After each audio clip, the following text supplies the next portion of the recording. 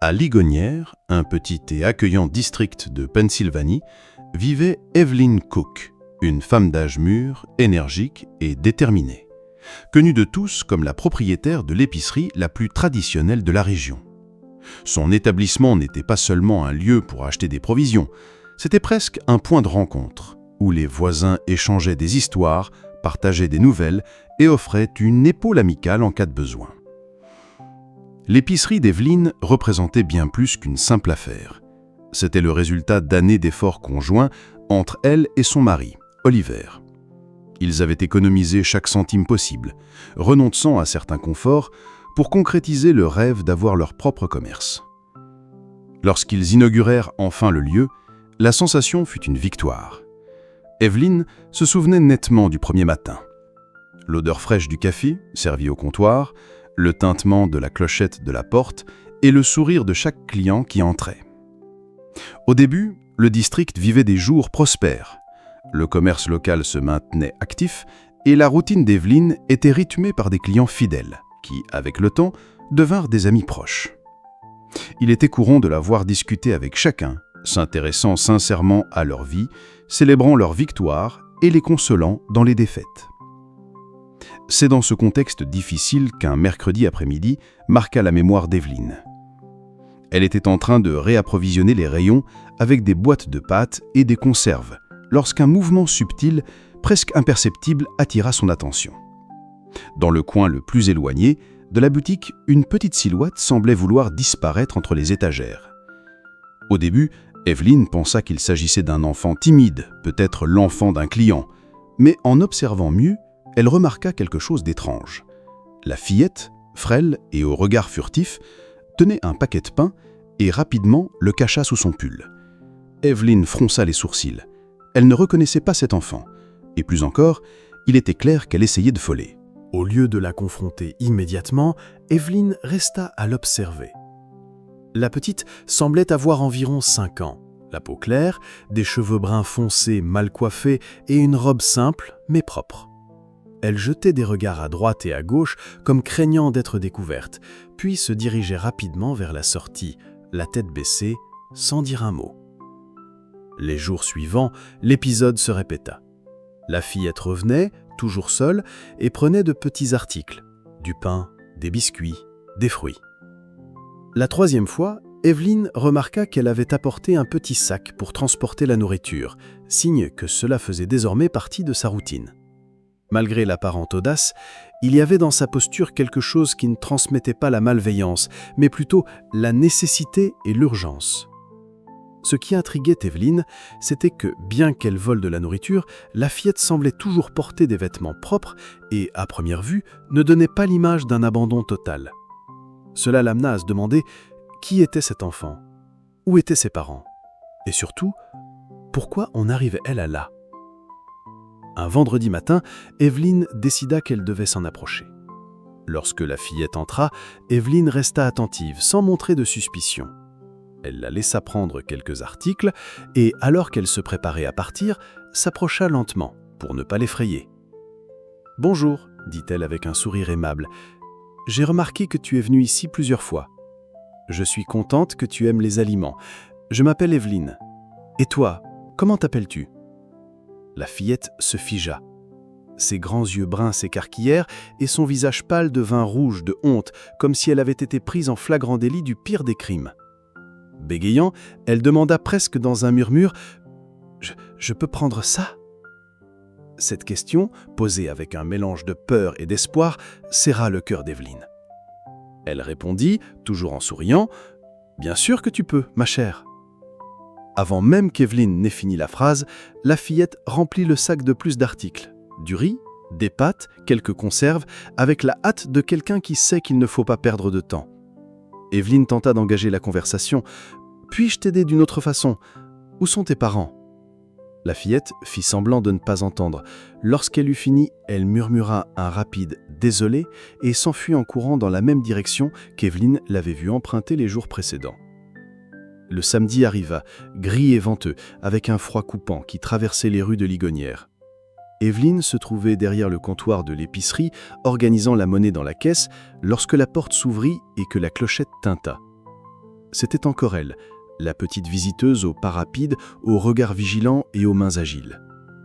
Cette fois, Evelyne ne la quitta pas des yeux. La fillette traversa discrètement les rayons, prit quelques paquets de biscuits, un morceau de fromage et une boîte de lait concentré. Elle mit tout dans son sac et, sans s'attarder, se dirigea vers la sortie. Evelyne savait que c'était le moment d'agir, mais au lieu de l'aborder, elle décida de suivre un autre plan. Observer où elle allait et ainsi, peut-être, comprendre son histoire. Lorsque la fillette traversa la porte et prit la rue sur la gauche, Evelyne inspira profondément, appela son employé, Peter, un jeune homme de confiance qui travaillait avec elle depuis des années, et lui demanda « Peter, j'ai besoin que tu t'occupes de la boutique un moment. Quelque chose d'important est arrivé. »« Très bien, Madame Cook. Mais tout va bien ?»« Oui, tout va bien. J'ai juste besoin de vérifier quelque chose. » Evelyne prit les clés de sa voiture et sortit. La distance entre elle et la fillette devait être calculée avec soin. Elle ne voulait pas l'effrayer, ni donner l'impression de la poursuivre, mais ne pouvait pas risquer de la perdre de vue. Le trajet commença par des rues assez fréquentées, mais rapidement l'enfant tourna dans une ruelle étroite. Evelyne ralentit et, à un certain moment, grâla sa voiture. Elle sortit et continua à pied, restant dans l'ombre des murs et observant attentivement la petite silhouette devant elle. La ruelle débouchait sur un chemin de terre bordé de vieilles maisons, dont beaucoup avaient la peinture écaillée et les vitres brisées. Les feuilles mortes s'accumulaient au long des sortoirs et le silence régnait, seulement troublé par le bruissement des arbres et l'aboiement lointain d'un chien. La fillette avançait d'un pas déterminé, comme si elle connaissait chaque pierre de la route. Elle franchit une clôture de fil de fer, entra sur un terrain vague et le traversa jusqu'à atteindre une autre ruelle, encore plus étroite et sombre. Un frisson parcourut Evelyne. Cet endroit n'était sûr pour personne, et encore moins pour un enfant. À chaque pas, l'odeur de moisis et de déchets accumulés s'intensifiait. Le sol était humide et des flaques reflétaient le ciel gris. Finalement, après un trajet qui sembla interminable, Evelyne la vit s'approcher d'une petite maison au bout d'un terrain vague. La construction semblait usée par le temps. Le toit avait des tuiles cassées, la peinture des murs s'effritait et les fenêtres étaient couvertes de vieux rideaux décolorés. La porte s'ouvrit avant même que la fillette ne la touche. Un garçon, plus jeune qu'elle, apparut dans l'embrasure. Ses grands yeux clairs la fixèrent avec un soulagement évident, comme si son arrivée était l'événement le plus attendu de la journée. À ses côtés, un petit chien au pelage brun clair et à l'air fragile remuait timidement la queue. Evelyne observa la scène, le cœur serré.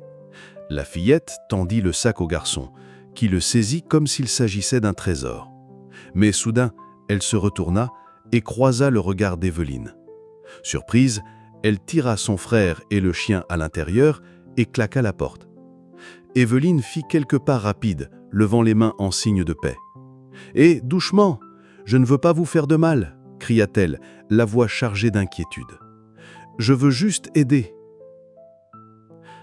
Arrivée à la porte, elle frappa doucement. De l'autre côté, le silence était lourd. Evelyne insista. « Je sais que tu es là. S'il te plaît, écoute-moi. J'ai vu que tu prends de la nourriture. Je veux juste comprendre ce qui se passe. » Après quelques secondes, une petite voix répondit, timide, presque un murmure. « Pars, s'il te plaît.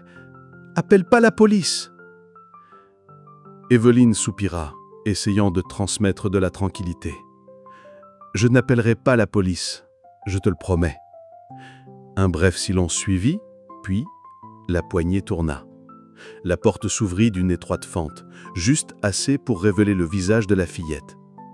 Elle hésita un moment, comme pour évaluer si elle pouvait lui faire confiance ou non. Finalement, elle ouvrit complètement la porte, révélant l'intérieur de la maison. La pièce était simple, avec des meubles anciens et usés. L'odeur de moisi se mêlait à celle du bois humide. Une seule ampoule faible éclairait l'endroit, et les murs écaillés racontaient une histoire d'abandon. Dans un coin, le garçon et le petit chien observaient, recroquevillés. Tous deux semblaient fragiles, comme si la vie leur avait demandé de grandir trop vite. La fillette tendit le sac au garçon, qui le saisit comme s'il s'agissait d'un trésor. Mais soudain, elle se retourna et croisa le regard d'Evelyne. Surprise, elle tira son frère et le chien à l'intérieur et claqua la porte. Evelyne fit quelques pas rapides, levant les mains en signe de paix. « Hé, doucement, je ne veux pas vous faire de mal !» cria-t-elle, la voix chargée d'inquiétude. « Je veux juste aider !» Arrivée à la porte, elle frappa doucement. De l'autre côté, le silence était lourd. Evelyne insista. « Je sais que tu es là. S'il te plaît, écoute-moi. J'ai vu que tu prends de la nourriture. Je veux juste comprendre ce qui se passe. » Après quelques secondes, une petite voix répondit, timide, presque un murmure. « Pars, s'il te plaît. Appelle pas la police. » Evelyne soupira, essayant de transmettre de la tranquillité. « Je n'appellerai pas la police, je te le promets. » Un bref silence suivit. Puis, la poignée tourna. La porte s'ouvrit d'une étroite fente, juste assez pour révéler le visage de la fillette. Elle hésita un moment, comme pour évaluer si elle pouvait lui faire confiance ou non. Finalement, elle ouvrit complètement la porte, révélant l'intérieur de la maison. La pièce était simple, avec des meubles anciens et usés. L'odeur de moisi se mêlait à celle du bois humide. Une seule ampoule faible éclairait l'endroit, et les murs écaillés racontaient une histoire d'abandon. Dans un coin, le garçon et le petit chien observaient, recroquevillés. Tous deux semblaient fragiles, comme si la vie leur avait demandé de grandir trop vite. La fillette tendit le sac au garçon, qui le saisit comme s'il s'agissait d'un trésor. La fillette inspira profondément, puis parla les yeux remplis de larmes. « Je m'appelle Chloé. Lui, c'est mon frère Noah. Et ça, c'est Max, notre chien. Maman m'a dit de m'occuper d'eux. » Evelyne s'agenouilla pour être à sa hauteur. « Et où est ta maman, ma chérie ?» demanda-t-elle doucement. Chloé ne répondit pas. Elle fit plutôt signe à Evelyne de la suivre. Elles traversèrent un petit couloir jusqu'à atteindre une chambre. Chloé marchait devant, sans bruit, comme si ses propres pas pouvaient réveiller un secret. Le couloir étroit avait un tapis usé au centre, taché par le temps. On distinguait des traces sur les murs, peut-être celles de petites mains, et une série de clous sans tableau, comme si quelqu'un avait emporté avec lui les souvenirs qui y étaient accrochés. La chambre, lorsqu'elle s'ouvrit enfin, présentait une contradiction douloureuse. À la différence du salon, elle était propre, rangée avec un soin délicat. Les rideaux, bien que décolorés, avaient été lavés. Une fenêtre étroite de bois laissait passer un mince rayon de lumière qui dessinait une bande pâle sur le sol. Un lit simple, recouvert de draps propres, occupait le centre. Allongée de côté, une femme à l'apparence fragile et aux yeux fiévreux respirait avec difficulté. Evelyne sentit le monde devenir silencieux un instant. La femme ne semblait pas vieille, mais la maladie lui avait ajouté des années au visage. Les pommettes étaient saillantes, ses mains qui posaient sur sa poitrine tremblaient comme des feuilles. En apercevant Evelyne, elle esquissa un sourire étonnamment doux. « Je savais que quelqu'un viendrait », dit-elle d'une voix rauque et basse, chaque mot semblant lourd à porter. « Je l'ai savu car je l'ai demandé dans mes prières. » Chloé, près du lit, tenait la main de sa mère avec force, comme si ce simple geste pouvait l'empêcher de partir. Evelyne s'approcha lentement, comme si l'air de la chambre pouvait se briser. « Je m'appelle Evelyne, » dit-elle en se penchant légèrement. « J'ai une épicerie pas loin. Votre fille est venue plusieurs fois. Je voulais comprendre comment je peux vous aider. » La femme hocha doucement la tête, les yeux pleins d'une sérénité qui ne correspondait pas à l'état de son corps. « Je m'appelle Mara, » répondit-elle avec effort. « Et voici mes petits miracles. Chloé et Noah. Et Max ?» Un éclat de tendresse illumina brièvement son visage. « Je suis désolé d'avoir fait prendre de la nourriture à Chloé. Je ne l'ai pas élevée pour ça, mais je n'avais pas d'autre choix. » Evelyne secoua la tête rapidement. « Ne vous excusez pas. Personne qui aime autant ses enfants ne doit s'excuser pour essayer de les nourrir. Je comprends. » Mara banaya la pièce du regard, comme si elle cherchait un temps perdu sur les murs. Puis, discrètement, elle pointa une petite commode en bois, dont le plateau était fissuré. Là, dans le tiroir du haut, il y a une enveloppe. Je l'ai laissée, pour le moment venu. Il y a un peu d'argent, pas beaucoup, mais... Elle s'interrompit pour tousser, son corps fragile secoué. Peut-être de quoi tenir quelques mois. Si vous pouvez, utilisez-le pour ce qui est nécessaire. Mes enfants ont encore besoin de choses que l'argent achète, et de celles qu'ils n'achètent pas. Vous semblez avoir les deux. Evelyne sentit qu'elle était au bord de prononcer des mots qu'elle n'avait pas prévus, au bord d'un précipice où l'on saute parce qu'on sait que la chute se fait dans le cœur. L'image traversa soudain son esprit, un paire de chaussures que, quelques mois plus tôt, elle et Olivier avaient acheté, le tiroir où elle l'avait rangé, le vide de les avoir laissés là pour toujours. « Je le promets », dit-elle avec une voix ferme, venue de ses racines. « Je promets que je prendrai soin d'eux, de toutes les façons possibles, et pour tout ce dont ils auront besoin. » Un soulagement doux, presque visible, se posa sur le visage de Mara. Elle inspira profondément, ferma les yeux un instant, puis appela avec tendresse et courage. « Chloé !» La fillette apparut à la porte, avec Noah à son côté, tenant le chien contre lui. La chambre semblait se rétrécir pour contenir tout cet amour. « Tu te souviens quand on regardait le ciel étoilé chaque soir ? Même quand la lune se cachait, on essayait de trouver les étoiles les plus timides. » Chloé hocha la tête, le menton tremblant. « Je veux que tu continues à regarder, chaque soir. Il y aura des nuits où il semblera ne y avoir aucune étoile, mais regarde quand même, parce que je serai là, à te regarder, toi et Noah. Et l'amour qu'on a sera la lumière que vous reconnaîtrez. » Chloé ne put se retenir. Elle se jeta sur sa mère pour l'embrasser. Un câlin d'enfant qui veut devenir couverte. Noah, petit, s'agrippa au bord du lit, ses petites mains serrant le drap comme s'il pensait qu'en tenant assez fort sa mère resterait. Max posa son museau sur les pantoufles usées de Mara et laissa échapper un son bas, presque un gémissement. Evelyne s'adossa discrètement au mur, laissant ses larmes couler sans chercher à les retenir. Et là, dans cette chambre simple, quelque chose bougea en elle. Quelque chose qui avait le poids d'une ancienne perte et la forme d'un commencement encore sans nom. Avant de partir, Evelyne prit l'enveloppe dans la commode. Elle était en papier craft, sans marque, simplement inscrite « Chloé et Noah », en belles lettres soignées. Elle était légère, mais à l'intérieur, il y avait plus que des billets. « Je reviendrai demain matin », promit Evelyne. « Si vous avez besoin de quoi que ce soit, vraiment n'importe quoi. » Mara sourit, comme pour dire merci pour quelque chose de bien plus grand que des mots. « Vous avez déjà apporté ce qu'il fallait, » murmura-t-elle. « Vous avez apporté une promesse. » Evelyne sortit, accompagna Chloé jusqu'au salon, s'agenouilla pour plonger ses yeux dans ceux de la fillette et de Noah. « Je reviendrai. Ne vous inquiétez pas. D'accord ?» Chloé hocha la tête, même si son visage disait que la tranquillité était encore loin. Evelyne quitta la maison d'un pas décidé, mais en rejoignant sa voiture, respira profondément comme pour remplir ses poumons de courage. Ce soir-là, assise sur son canapé, elle appela Oliver. Elle lui expliqua l'essentiel, promit de tout lui raconter en détail et dit qu'elle devait passer la nuit sur place au cas où quelque chose arriverait.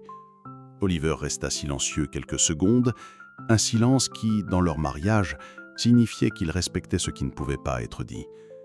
Il répondit simplement « Je te fais confiance. Appelle-moi si tu as besoin. » Evelyne le remercia. Elle raccrocha. Et la nuit resta immobile, comme ces nuits où la lune ne s'en montre pas, mais où l'on continue à chercher les étoiles. L'aube arriva avec une lumière grise, et avec elle la certitude que Evelyne redoutait. Quand elle poussa la porte de la maison, l'air était immobile. Noah dormait recroquevillé sur le canapé, Max blotti à ses pieds. Chloé, assise sur une chaise près de la chambre, avait les yeux rougis par une nuit sans sommeil. Evelyne comprit, avant même de voir. Mara reposait. Avec les traits apaisés, il régnait dans la chambre un silence dense, semblable à celui d'un temple. Evelyne s'approcha lentement, prit la main froide, baissa la tête et laissa monter une prière silencieuse qui se mélangea à l'air. Puis, sans précipitation, elle recouvrit le corps d'un drap, dans un geste de respect et de tendresse. Claude entra, hésitante. « Maman est... » Elle ne termina pas sa phrase. Evelyne prit la fillette dans ses bras.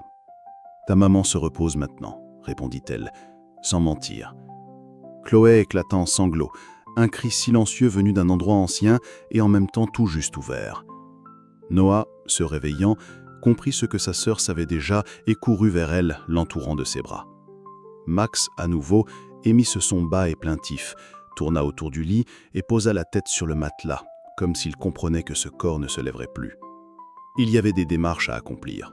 Evelyne téléphona à Oliver, puis au pasteur de sa communauté, habitué à aider les familles dans les moments difficiles, ensuite à la petite entreprise de pompes funèbres qui acceptait les paiements échelonnés. Elle prit en charge chaque détail avec cette calme précision que la vie exige, même si le cœur voudrait s'effondrer. Pendant l'attente, Evelyne ouvrit l'enveloppe posée sur la commode. À l'intérieur, quelques billets de $100, soigneusement pliés. Et un papier, avec peu de mots, écrit de la main penchée de Mara. Pour la nourriture, pour ce qui sera nécessaire, pour quand je ne pourrai plus. Evelyne ferma les yeux un instant, inspira profondément et décida que cet argent serait sacré et qu'il ne serait pas la seule source pour subvenir à leurs besoins. « Venez avec moi, juste pour aujourd'hui, on verra ensemble ce qu'on peut faire. » Chloé hésita, jeta un dernier regard vers la chambre et hocha la tête. Noah serra la main d'Evelyne comme on le ferait en traversant une rue dangereuse. Max sauta dans la voiture sans attendre qu'on l'y invite et s'installa dans la banquette arrière, le museau collé à la vitre. Sur le chemin du retour, la route bordée d'arbres semblait différente. Evelyne roulait lentement, consciente que sur la banquette arrière, un monde entier se recomposait en silence. Dans le rétroviseur, elle voyait Chloé serrer son frère, le regard perdu dans une mémoire de ciel étoilé. Le mouvement mécanique du volant, des clignotants, de l'embrayage, tout laissait place aux souvenirs qui, malgré elle, revenaient. Elle se revit dans sa cuisine, quelques mois auparavant, les carreaux froids sous les pieds. Elle tenait un verre d'eau dans ses mains tremblantes et, d'un geste maladroit, le laissa tomber. Le bruit du verre brisé fut comme un déclic. Elle s'agenouilla, pleurant, tentant de ramasser les morceaux et ses larmes à la fois. Un éclat plus tranchant roula jusqu'à sa main et, dans ce vide d'une seconde, elle ne sut pas ce qu'elle ferait si Oliver n'était pas arrivé pour la prendre par les épaules et prononcer son nom avec fermeté. « Evelyne, reste avec moi. On traversera ça ensemble. » Il le répétait comme on lançait une corde au-dessus d'un abysse. La perte avait été survenue quelques semaines plus tôt. Un test positif attendu, 3 mois de rêve, puis le silence brutal d'une échographie sans battement.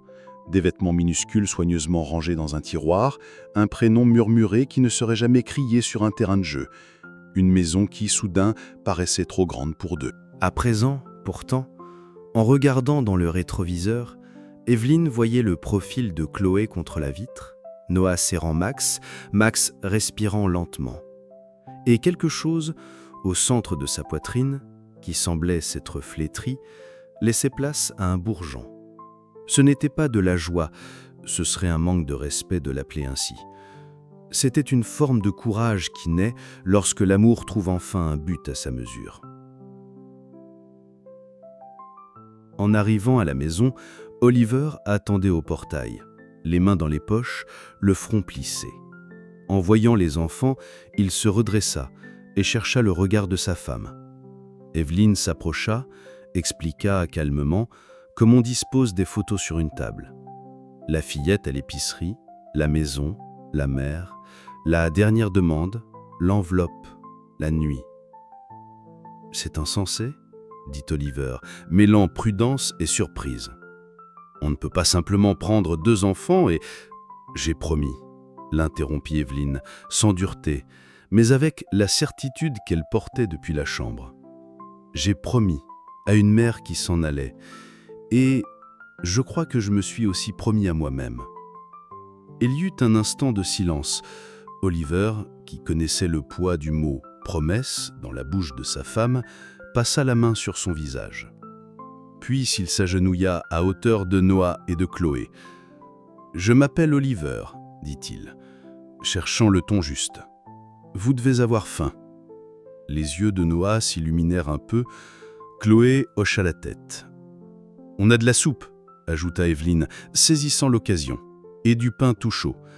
La soupe, c'est bon quand la journée est grise. Cet après-midi-là se déroula dans une suite de gestes simples qui, mis ensemble, formaient une sorte d'accueil. Evelyne montra la salle de bain aux enfants, suspendit des serviettes propres, sortit des brosses à dents neuves qu'elle gardait pour les urgences. Pendant que la soupe mijotait, elle dressa la table avec 2 assiettes supplémentaires.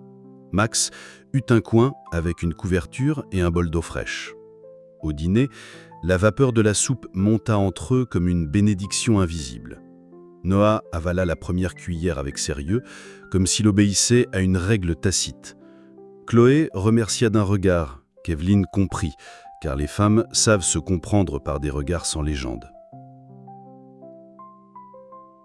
Après le repas, Oliver ouvrit l'enveloppe sur la table. Il y avait 6 billets de $100. 6. Il les emplia, calculant mentalement la portée de chacun. Courses, gaz, vêtements chauds, fournitures scolaires, médicaments, imprévus. 3 mois en serrant la ceinture au mieux, murmura-t-il. Evelyne acquiesça, plus pour elle-même que pour lui. Pour le reste, on se débrouillera, répondit-elle. Cette nuit-là, les enfants dormirent dans la chambre d'amis, côte à côte, comme 2 petits bateaux ancrés dans un port inconnu. Max se blottit au pied du lit. Evelyne et Oliver restèrent un moment sur le pas de la porte, observant le calme qui les avait enfin rejoints. Plus tard, assis sur le canapé, ils parlèrent comme on coud un plan avec des doigts fatigués. Les démarches légales, les funérailles, la cérémonie simple, le pasteur, l'école, la possibilité de trouver un membre de la famille. S'il y a un père, et si quelqu'un les cherche, on le découvrira. Mais en attendant, ils restent avec nous. Je ne les laisserai pas seuls. Pas maintenant. Oliver respira profondément, regarda sa femme et sourit avec cette forme de reddition qu'on réserve aux choses justes. Alors, c'est décidé. Il reste. Les jours qui suivirent furent une succession de tâches mêlées à des silences doux. Les funérailles de Mara furent simples, avec quelques voisins lointains, le pasteur et le couple Cook. Chloé tint la main de Noah tout le long. Evelyne, elle, garda une main posée sur le dos de chacun, comme si ce geste pouvait servir de rempart contre le vent. Oliver s'occupa des formalités, des factures qui apparaissent toujours quand la vie s'arrête, et négocia avec la maison funéraire qui accepta des petits paiements étalés. De retour à la maison, commencèrent les petites adaptations qui transforment une maison de 2 en maison de 4. 5, en comptant Max, qui s'était déjà approprié le jardin comme s'il en avait toujours été le gardien. Evelyne mit de côté quelques vêtements pouvant convenir à Chloé et Noah, mais se rendit vite compte qu'il faudrait acheter beaucoup de choses. Des manteaux, des baskets solides, des pyjamas chauds. À l'épicerie, Peter commença à alterner les horaires pour qu'Evelyne puisse emmener les enfants chez le médecin, pour un bilan de santé, puis à la papeterie pour acheter des cahiers, crayons et gommes colorées. Noah était plus discret, un observateur attentif. Il collectionnait de petites voitures que lui avait trouvées Evelyne dans une vieille boîte. Il passait les doigts sur les étagères de l'épicerie, comme s'il lisait le monde en braille. Parfois, l'après-midi, il s'asseyait près du comptoir pour regarder les allées-venues des clients, un sourire timide aux lèvres quand quelqu'un faisait une blague. Chloé, elle, avait une maturité douce dans les mots. Elle aidait Evelyne à plier le linge, à ranger les étagères, à choisir les fruits sans tache. De temps à autre, elle jetait un regard par la fenêtre, comme pour vérifier que la promesse de sa mère avait déjà allumé quelques étoiles. À présent, pourtant, en regardant dans le rétroviseur, Evelyne voyait le profil de Chloé contre la vitre, Noah serrant Max, Max respirant lentement. Et quelque chose, au centre de sa poitrine, qui semblait s'être flétrie, laissait place à un bourgeon. Ce n'était pas de la joie, ce serait un manque de respect de l'appeler ainsi. C'était une forme de courage qui naît lorsque l'amour trouve enfin un but à sa mesure. En arrivant à la maison, Oliver attendait au portail, les mains dans les poches, le front plissé. En voyant les enfants, il se redressa et chercha le regard de sa femme.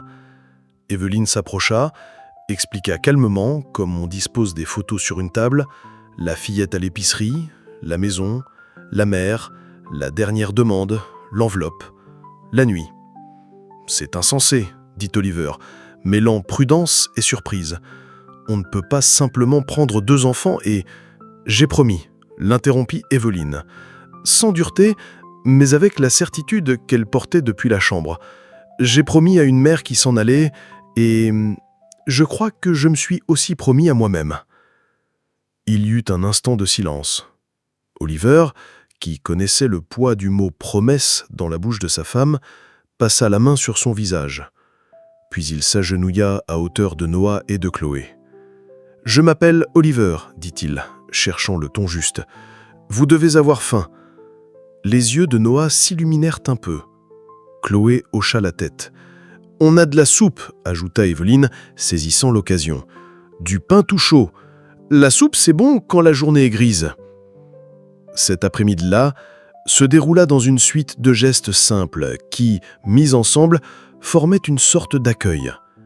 Evelyn montra la salle de bain aux enfants, suspendit des serviettes neuves, sortit des brosses à dents neuves qu'elle gardait pour les urgences. Pendant que la soupe mijotait, elle dressa la table avec 2 assiettes supplémentaires. Max eut droit à un coin avec une couverture et un bol d'eau fraîche. Au dîner, la vapeur de la soupe monta entre eux comme une bénédiction invisible. Noah avala la première cuillerée avec sérieux, comme s'il obéissait à une règle tacite. Chloé remercia d'un regard qu'Evelyn comprit, car les femmes savent se comprendre par des regards sans légende. Après le repas, Oliver ouvrit l'enveloppe sur la table. Il y avait 6 billets de $100. 6. Il les empila, calculant mentalement la portée de chacun. Courses, gaz, vêtements chauds, fournitures scolaires, médicaments, imprévus. 3 mois en serrant la ceinture au mieux. Evelyn acquiesçait, plus pour elle-même que pour lui. « Pour le reste, on se débrouillera », répondit-elle. Cette nuit-là, les enfants dormirent dans la chambre d'amis, côte à côte, comme 2 petits bateaux ancrés dans un port inconnu. Max se blottit au pied du lit. Evelyn et Oliver restèrent un moment sur le pas de la porte, observant le calme qui les avait enfin rejoints. Plus tard, assis sur le canapé, ils parlèrent comme on coud un plan avec des doigts fatigués. Les démarches légales, les funérailles, la cérémonie simple, le pasteur, l'école, la possibilité de trouver un membre de la famille. « Et s'il y a un père ?» réfléchit Oliver. « Et si quelqu'un les cherche ? On le découvrira. Mais en attendant, ils restent avec nous. Je ne les laisserai pas seuls, pas maintenant. » Oliver respira profondément, regarda sa femme et sourit, avec cette forme de reddition qu'on réserve aux choses justes. La première nuit où le ciel se dégagea, Evelyn emmena les enfants dans le jardin. L'air était froid mais pur. Les constellations dessinaient des points et des traits comme sur un cahier invisible. « Ta maman t'a dit de regarder », rappela Evelyn en désignant un groupe d'étoiles brillant au-dessus dans la cime d'un arbre. « Je ne connais pas très bien leur nom, mais je crois que c'est Orion, ou peut-être pas. Ce qui est sûr, c'est qu'il y a de la lumière, et la lumière, ça suffit. » Chloé posa la tête sur l'épaule d'Evelyn. « J'ai l'impression qu'elle nous regarde en ce moment, » dit-elle, et la phrase resta suspendue dans le jardin comme une petite lampe allumée. Pendant 2 semaines, Evelyn fit tout ce qu'elle put pour retrouver un éventuel membre de la famille. Elle parla au pasteur, qui interrogeait son réseau. Elle fit des recherches sur Internet avec les rares indices qu'elle possédait. Le nom de famille de Mara, un village mentionné, une vieille dame qui, selon les enfants, les avait aidés un temps. Elle frappa aux dortes des administrations, remplit des formulaires, attendit des réponses, qui tardaient. Rien. Comme il arrive souvent, il n'y avait aucune trace officielle. Certaines vies passent sans laisser les tampons que les systèmes aiment collectionner. Pendant ce temps, la routine se mettait en place. Les matinées commençaient avec du café, du pain, du lait chaud. Chloé coiffait Noah soigneusement comme si c'était la première mission de la journée. Evelyn ouvrait l'épicerie, vérifiait les cases d'œufs, alignait les étiquettes, souriait à la clochette quand la porte s'ouvrait. Oliver s'occupait des livraisons et des charges lourdes.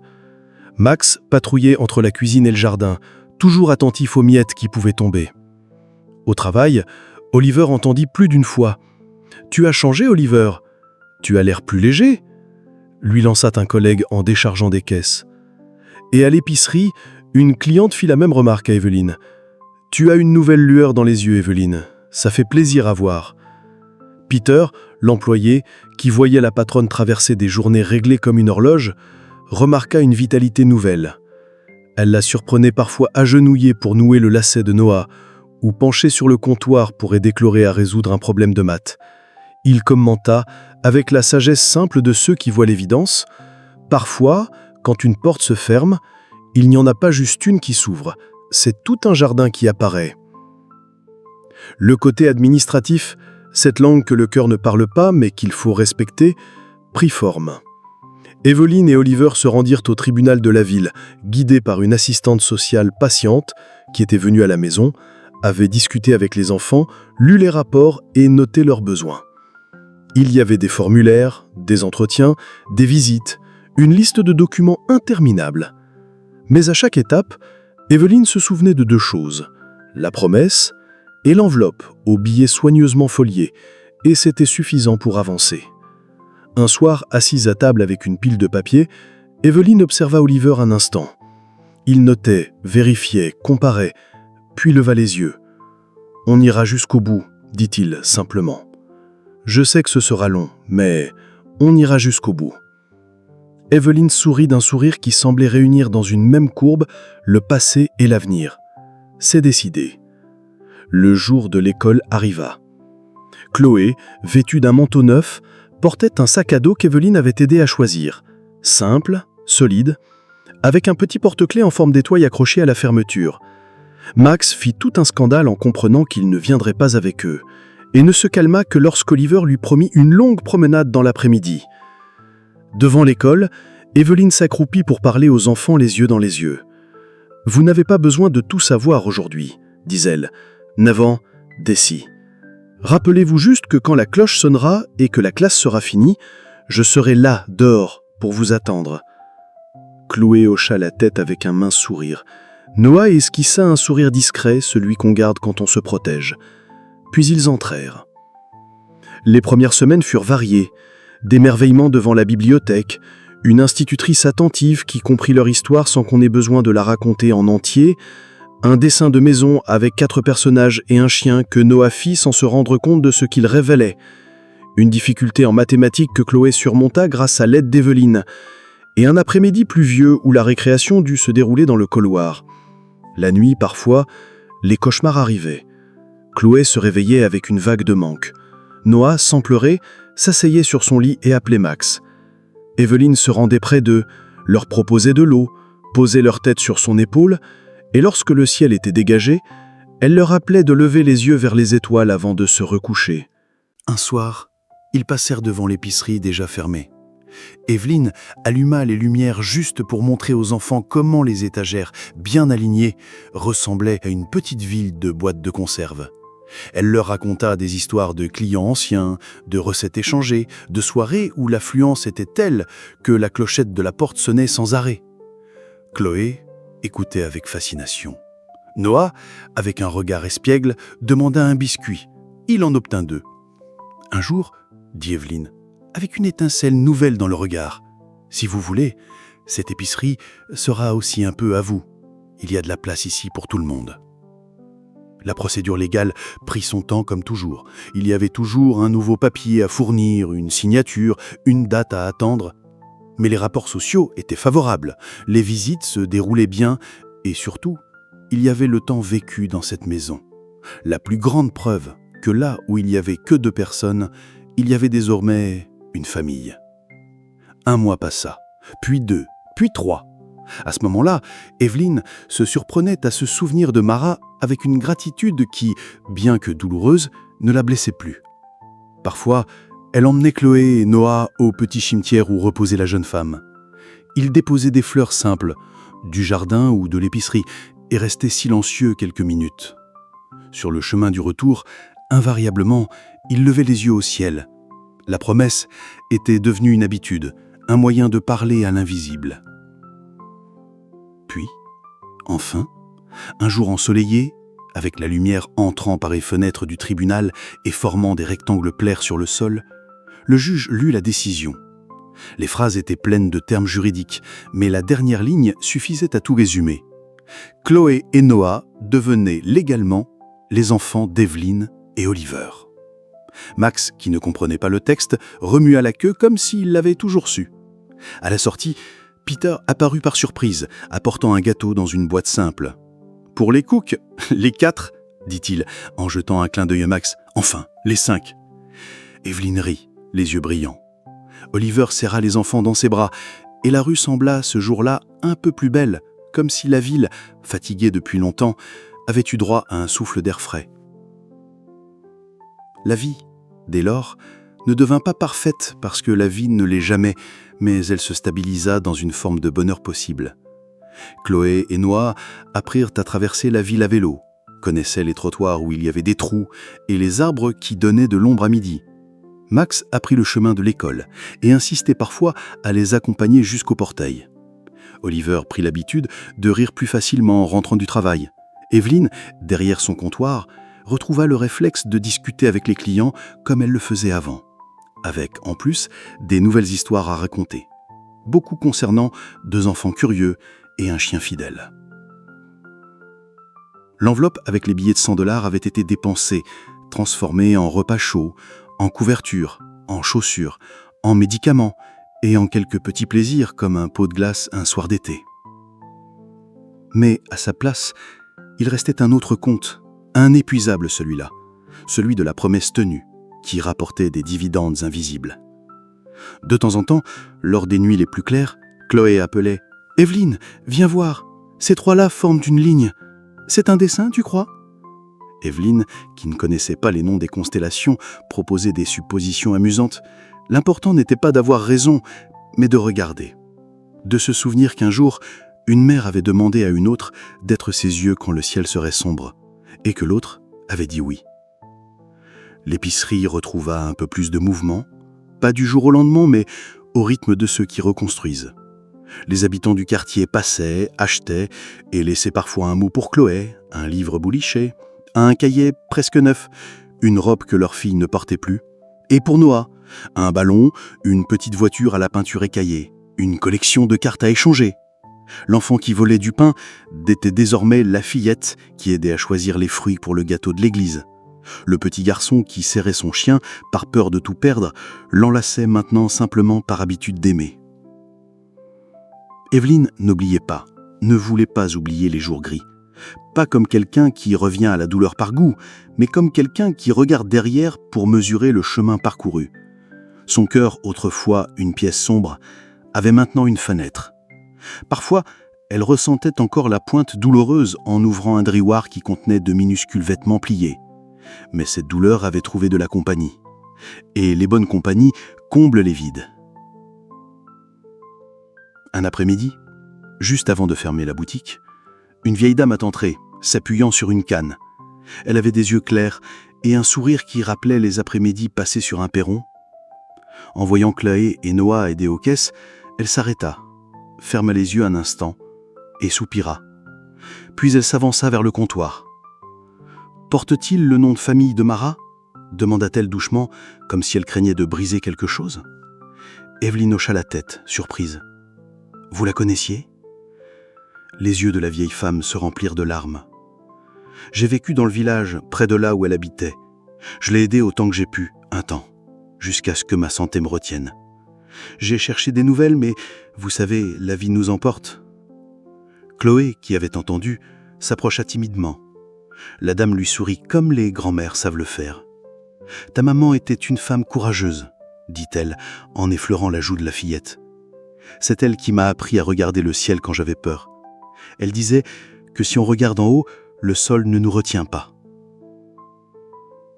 Evelyn ressentit un frisson doux, de ce qui arrive seulement quand on comprend que les promesses voyagent dans le monde comme des lettres qui finissent toujours par trouver leur destinataire. Elle offrit une chaise à la vieille dame, et toutes trois, bientôt rejointes par Noah, restèrent à parler jusqu'à ce que le soleil rappelle qu'il était heure de fermer. Ce soir-là, après avoir baissé le rideau de l'épicerie, Evelyne échangea avec Oliver un sourire de ceux qui répondent sans poser de questions. À la maison, les enfants déjà en pyjama, ils sortirent tous dans le jardin. Le ciel était un livre ouvert. Chloé désigna une constellation imaginaire. Noah inventa un nom. Max aboya après un avion, comme s'il s'agissait d'une étoile pressée. Vous voyez, quand on regarde en haut, le cœur s'agrandit. Chloé glissa son bras sous le temps d'Evelyne.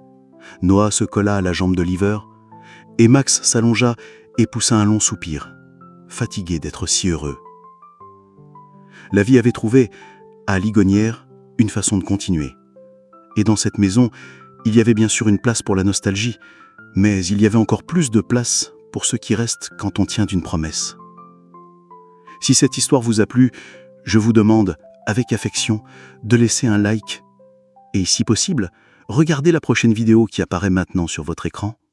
Elle raconte aussi une rencontre improbable qui, très probablement, vous émouvra. Bonne séance et à la prochaine vidéo.